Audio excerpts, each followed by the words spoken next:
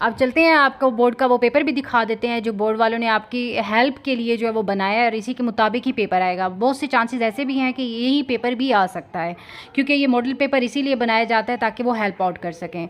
तो आप इनको भी बहुत अच्छे से कर लेना है, क्योंकि ज़्यादा चांसेस हैं इनसे भी सवालात आ सकते हैं। जैसे कि पहला सवाल है, हज़रत मोहम्मद सल्लल्लाहु अलैहि वसल्लम की सारी ज़िंदगी कुरान मजीद की थी, तो उसमें ऑप्शन दिए हैं, उसमें से कोई राइट ऑप्शन आप ये या भी आप देख लें तो ये पूरा पैटर्न आपके उस जो पैटर्न मैंने आपको समझाया उसी पैटर्न के मुताबिक है। यानी 10 सवाल आपके जो है वो बुक के जो मतलब आप लोग उर्दू की जो बुक होती है, उर्दू की बुक में से आया है, यानी कि उसमें हिस्सा नज़म के 2 सवाल वहाँ से पूछे गए हैं, हिस्सा गज़ल में से भी 2 पूछे हुए हैं। तो बस ये आपने अच्छे से तैयार कर लेना है। ये जितने भी सवाल आते हैं, यानी कि गदला पानी पौधों के लिए था, क्या था, आब हयात था, कलीम के पीछे जो शख्स भागा उसका नाम था, डॉक्टर के ख्याल में मरीज़ को दवा से ज़्यादा ज़रूरत है, किस चीज़ की, आराम सुकून की, शरीफ हुसैन को तांगे में सवार होने का लुत्फ़ आता था, और मोरखों ने हिंदुस्तान का दरवाज़ा कहाँ था, और फसीलत, इज़्ज़त और फरमा रवाई का हसूल मुमकिन है।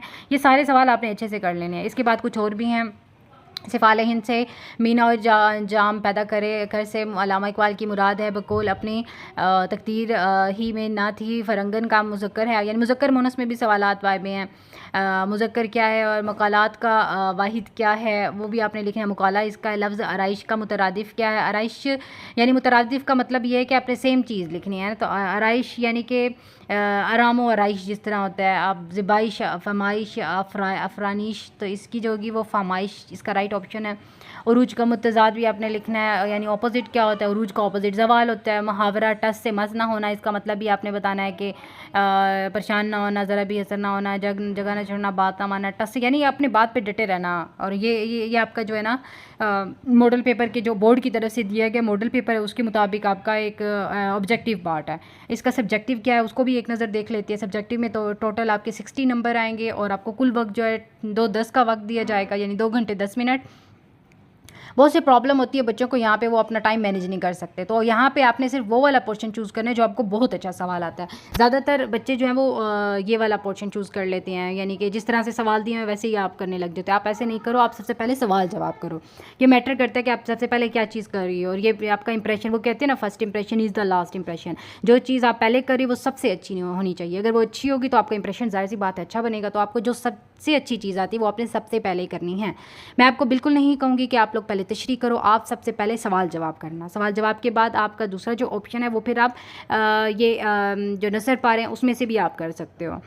तो चलो अभी हम देखते हैं कि वो मैं खैर उसकी मैं एक अलग से वीडियो बनाऊंगी। अभी पहले मैं आपको ये बता देती हूँ कि इस चैप्टर में से, क्योंकि चांसेस हैं ज़्यादातर इसी चैप्टर इसी जो पेपर जो बनाया हुआ है बोर्ड वालों ने, इसी में से ही चांसेस हैं आने के। तो इसमें से अब हिस्सा नज़र में से 3 दिए गए हैं, और हिस्सा नज़र में से यानी कि आपने पहले वाले में से 4 दिए हैं, उसमें से 3 करने हैं। तो 3 अभी देख लेते हैं कौन से हैं।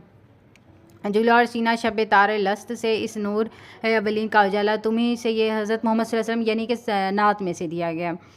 निहाल इस गुलिस्तान में जितने बड़े हैं हमेशा वो नीचे से ऊपर चढ़े हैं। मैं शाखी ताक हूँ, मेरी गज़ल में गज़ल है मेरा समर, मेरे समर से माए लाम फाम पैदा कर, सौंप कर मनसिब आदमियत मुझे तूने बख्शी है अपनी खिलाफत मुझे। ये आपके सारे हिस्से नज़म में से हो जाएंगे। हिस्सा गज़ल ना देखा गम में दोस्तां शुक्र है, हमें दाग अपना दिखला कर चले, मैं ख़ज़ां की शाम हूँ रुत बहार की तू, तुम ही वाकिफ़ ना थे आदाब जफ़ा से, वरना हमने हर जुल्म को हंस हंस के सहारा होता। तो ये आपके हिस्सा गज़ल में से, हिस्सा गज़ल में से 3 आएंगे, 3 में से आपने 2 करने होंगे, तो ये आपका कंप्लीट हो जाएगा। ठीक है। पैटर्न बहरहाल मैं इसका पैटर्न जो है वो बाद में बताऊंगी कि आपको किस तरह से ये अटैम्प्ट करनी है, जिससे आपके नंबर भी आएंगे। बच्चे 3-3 4-4 पेजेस भर रहे होते हैं, तो आपने ऐसी गलती बिल्कुल भी नहीं करनी, या मैं आपको पैटर्न बताऊँगी इसका। अगला सवाल जो है उसमें आपने नसर पारों में से एक तशरीह करनी है, यानी 2 तशरीह दी हुई हैं, वो उसमें से आपने एक तशरीह कर लेनी है। रफ्ता रफ्ता नेचर की गर्दिश, तो इसमें यही बात है कि पहले पैटर्न में आपने अल्फाज मानी जिनके ऑप्शन टिक लगे हुए हैं वो अल्फाज मानी लिखनी है। अल्फाज मानी के सियाक़ व सबक, यानी इस चैप्टर में कहाँ से लिया गया है, इसका क्या सबक का नाम क्या, उन्वान क्या, ये सब कुछ आपको इसके 2 नंबर होंगे। फिर उसके बाद आपने सियाक़ व सबक लिखना है, देन उसके बाद आपने तशरीह बता देनी है। ठीक है। सेम एज इट इज़ भी लिख सकते हैं, तशरीह एज इट इज़ लिखें आप तशरीह, फिर उसके बाद ये जो मीनिंग्स लिखे हुए हैं उन मीनिंग्स को चेंज करके जो आपने इसके मीनिंग्स लिखे हैं बस वही इसमें ऐड कर दें, इससे भी आपके पूरे नंबर आ जाएंगे इंशाल्लाह। अब चलते हैं नेक्स्ट क्वेश्चन की तरफ। नेक्स्ट क्वेश्चन में क्या है जनाब, यहाँ पे 8 सवाल हैं, 8 में से 5 सवाल करने हैं। तो मस्जिद नबवी की तामीर और खुंदक के खोदने में रिसालत इमाम सल्लल्लाहु अलैहि वसल्लम ने क्या किरदार अदा किया? सबक नामदेव वली के मुताबिक नेकी और बड़ाई का मियार क्या है? ये सारे सवाल अच्छे से कर लें। पाकिस्तान का शरीक की वजह तस्मिया क्या है? मौलाना हाली के बकौल अगर हो जौहर मख्फी की खबर ना ली गई तो क्या होगा? शाह अब्दुल लतीफ़ भट्टाई के कलाम का मंसूब उर्दू तर्जुमा किसने किया? मीर तकी मीर के नज़दीक हक़ बंदगी की किस तरह अदा हुआ?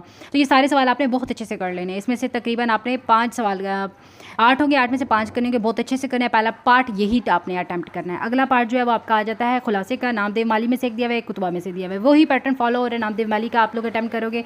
अब नज़म जो है वो मेहनत की बरकत में, इसमें से मरकज़ी ख्याल दिया हुआ है। नज़म जावेद के नाम खुलासा दिया, यानी उनकी मर्ज़ी है वो खुलासा दें या वो नज़म दे, तो आप जो है वो आराम से लिख सकते हो, क्योंकि एक ही पैटर्न होते हैं खुलासा में भी और मरकज़ी ख्याल में भी।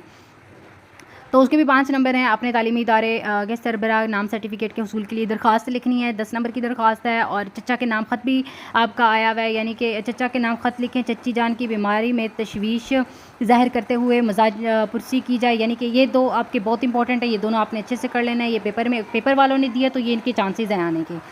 अब आपकी कहानी का पोर्शन है और मुकालमा का, उसके जिसके 5 नंबर हैं। दूध में पानी के अनुमान के एक मौजू आमूज़ कहानी लिखें। मरीज़ और डॉक्टर के दरमियान इलाज मुआलजा से मुतालिक एक आपने लिखने हैं। और फिर उसके बाद ये कुछ दुरुस्त और तकमील वाले सवाल दिए हुए हैं। अजीज़ ने गिलास तोड़ा, औरतों ने कहा हम आ गई हैं, इसने कराची जाना है, शाहिद ने कापी और कलम ख़रीदा और उसे बैग में रखा। ठीक है, ये हो गया। एक अनार नाच ना जाने जहाँ देश वहाँ बेस, यानी कि ये सवाल जो है वो मिक्स हुए हैं। ठीक है, दोनों सवाल आए हुए हैं, इसमें कुछ आधा दूसरे हैं, आधे ये वाले हैं। तो आपने अब देख लेने हैं, टोटल आपने 5 करने हैं जो आपको आएगा। पहले तो पहली बुक में ऐसा होता था 5-5 अलग अलग होते थे, तो अब जो है वो चेंज हो चुका है। अब उनकी मर्ज़ी है, या तो वो दुरुस्त वाले दे दें या वो दूसरे वाले दे दें। उनकी पेयरिंग यही है कि दुरुस्त वाले में 4 दिए जाते हैं और जो दूसरे थे तकमील वाले वो जो है ना वो 3 दिए जाते हैं। तो बेशक ये पेपर आप लोग आ सकते हैं, इसको बहुत अच्छे से प्रिपेयर करना है।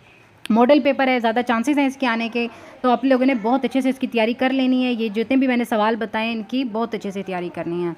और मिलते हैं फिर नेक्स्ट, जिसमें मैं आपको प्रॉपर पैटर्न बताऊंगी कि किस तरह से आपने टाइम को मैनेज करना है, क्योंकि उर्दू के पेपर होते हैं इसमें टाइम मैनेज बिल्कुल भी नहीं होता बच्चों से। वो पेपर का टाइम वो कहते हैं कि हम लोग के ये 2 सवाल रह गए, आखिर में 3 सवाल रह गए। तो इस तरह की प्रॉब्लम से बचने के लिए मैं आपको एक वीडियो अपलोड करूँगी जिसमें प्रॉपर टाइम भी मैं बताऊँगी।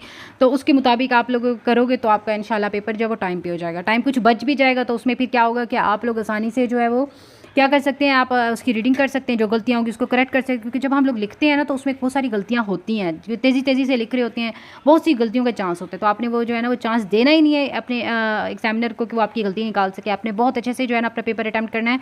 ओके, अल्लाह हाफ़िज़। अपने मेरे चैनल को भी आप लोगों ने सब्सक्राइब कर लेना है ताकि जितने भी आपको मेरी वीडियोज़ हैं उनको नोटिफिकेशन मिलता रहे टाइम पर। आप लोग मेरी वीडियोज़ देखें, बहुत इन्फॉर्मेटिव हैं। और इंशाल्लाह फिर मिलते हैं नेक्स्ट वीडियो में। ओके, अल्लाह हाफ़िज़।